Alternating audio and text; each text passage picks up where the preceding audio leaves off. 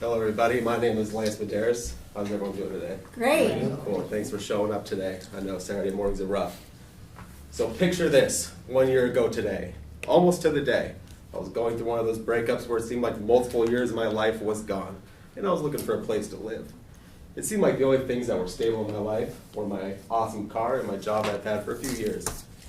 I'd been out of the gym for months, I was steadily putting on weight, and to top it off, I should have had 5 years clean on February 20th. Should have been 6 years next week. But I made a choice to throw it all away. You know, my bad. I'll never forget as I sat in the shower at the end of my little soiree, crying like a little girl. I asked myself a series of questions. Like, how was I going to tell all these people that cheered me on all those years? Like my parents, my brother, my friends. Maybe I'll send my mom this video so she can know. You know, when your self-confidence is -1, and you're sitting in Math 95 going through withdrawals, it's hard to figure out, like, stay positive, like, how to stay focused. How do I get back into the gym and reach my fitness goals that I held for so long? Well, life has a funny way about it, and lessons have an even funnier way of being taught. They say hindsight is always 20/20, and that period of my life taught me more than I know. Perhaps I never even thought about it until I started writing this speech. Today's tribute speech is some of the lessons I've learned over the last year. One of the lessons that I learned was to keep growing. Another lesson that I learned that no matter what happens to you physically or mentally, you have to show up no matter what. And the final lesson that I learned is that everything is going to be okay. Like I said, life has a funny way of always working out. For lesson 1, my life was about how I stopped growing.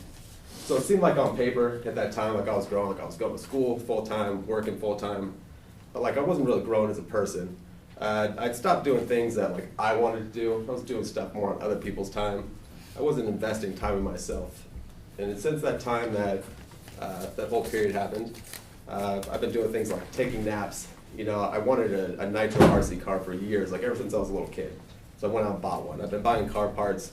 Last summer, I like started learning how to dance kizomba, which is an Angolan dance, and like the whole summer I like danced, like took classes every week, went dancing all the time. It was great. Like all these things sound great, yeah, but another lesson I had to learn was showing up. So showing up is really important. Showing up could be something really big, like making a promise to a friend and showing up, or it could be something like keeping a promise to yourself. About 9 months ago, I took a picture of myself and I put it on the wall. Like I was fat. I mean, I'm not kidding. I was like 40 pounds heavier than I am now. I had 2 friends on the same day tell me I put on some weight. So it really hit home, you know, like they didn't even know each other. It was crazy. So I put a picture on my wall and I told myself that's who I never want to be. So I reevaluated my diet, reevaluated my workout, started going to the gym, lost some weight, felt great.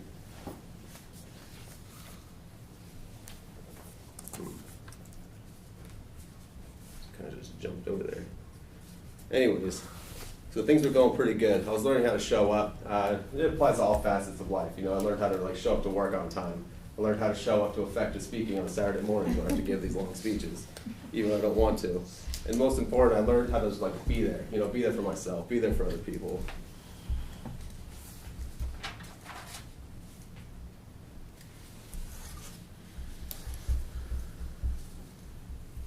Oh yeah, and the last lesson that I learned after I learned how to show up is that everything's going to be okay. Like no matter what happens, things are going to work out. There's a saying that I heard a long time ago that says, everything's going to be okay in the end. If it's not okay, it's not the end. And I learned this valuable lesson that time just keeps going. You know what I mean? Like I threw away multiple years of being clean. Like I went through my whole early 20s, like not doing anything. And I felt like I was trapped by that. And I felt like all that time, it wasn't wasted. Like I gained a lot of experience, but at the same time, like time just keeps going. You know, I thought like the whole world was gonna end. Like everything was shattered. But like really, here I am a year later, things are great. And so, you know, I want to paraphrase a little quote by Steve Jobs. He says, you can't connect the dots looking forward. You just have to trust in the future that the dots will somehow connect down the road. And with that, I'll leave you guys with my final thought.